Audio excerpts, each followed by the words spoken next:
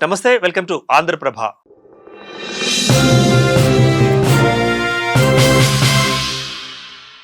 రాష్ట్ర మంత్రివర్గంలో ప్రక్షాళన జరగనుందా?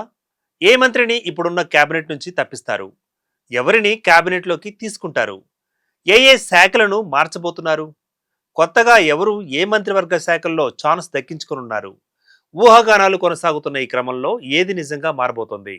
తీవ్ర ఉత్కంఠకు ఇక తెరపడనుందా? ఆ వివరాలను ఈ ఎపిసోడ్లో చూద్దాం.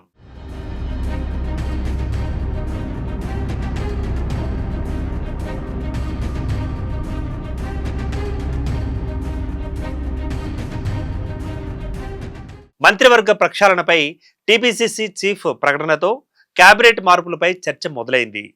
ఎవరినైనా తప్పిస్తారా లేదా శాఖలను మారుస్తారా అనే దానిపై ఉత్కంఠ నెలకొంది. ఇక తెలంగాణలో అధికార కాంగ్రెస్ ప్రభుత్వం ఏర్పడిన కొద్ది కాలంలోనే మంత్రివర్గ ప్రక్షాళనపై జోరుగా చర్చ మొదలైంది.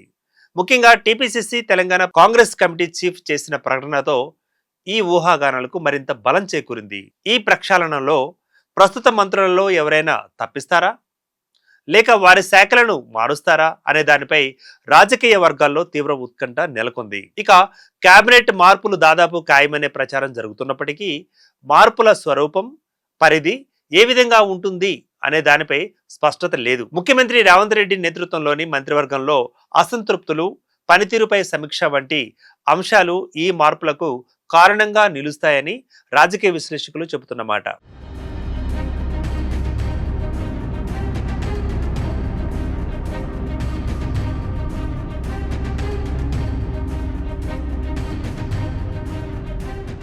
ఇక ఈ మంత్రివర్గ మార్పుల నేపథ్యంలో కొత్తగా ఇద్దరిని మంత్రివర్గంలోకి తీసుకుంటారన్న ప్రచారం కూడా ఊపందుకుంది.